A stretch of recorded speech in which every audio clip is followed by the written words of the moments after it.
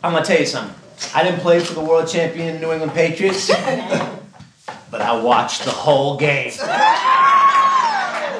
And I knew, even late, even though the Patriots were behind, I knew that they would never give up. Yes. Because guys like Michell never give up. My favorite moment when I go to the schools is when a kid, compliments the books and then asks, can they have it? And of course I tell them it's theirs to keep.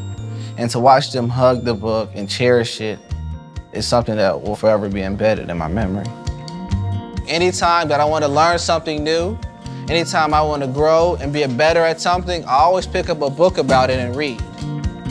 There was a moment I was in the grocery store after giving up the first time, and I picked up the wrong item and didn't notice it until I got back to my apartment and literally opened it and realized I read the label incorrectly.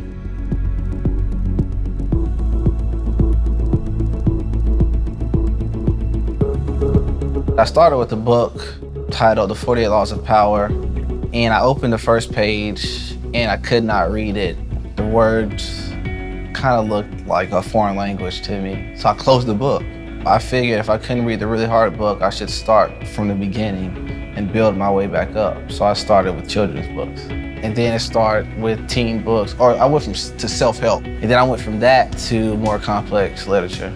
I have one rule and one rule only, and that's to have as much fun as we possibly can. Is that a deal? Perfect. Read with Malcolm is a youth literacy initiative that promotes putting books into the hands of kids. Because, growing up, I learned, and through this journey, I learned that most kids don't ever have the opportunity to open a book and read. Never have the opportunity to find that passion and joy in books that can possibly change their life. Having the opportunity to partner with Life is Good is something that I'll forever cherish. Life is Good encompasses and represents everything that I want to be. Because you don't say life is perfect. Adversity will come, but you say life is good, life can be good. Just keep going and don't let adversity derail you.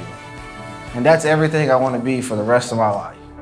And through reading, and through my love of reading, it inspired me to write. And that's how you have the books you have in your hands today, The Magician's Hat. While I was in college, I began to read a lot. So much that it encouraged me to put my own words on paper and write a story of my own. I kind of compare to football, you keep practicing and it'll get better. Because like I said, when I opened the first book, I couldn't read it. It's not like I decided to go on this journey and then it all clicked and words were easy to pick up. If kids will watch us as athletes on TV, listen to the interviews we say, well, maybe they'll listen or read something that I write, because I found out that reading can truly change someone's life in a positive way.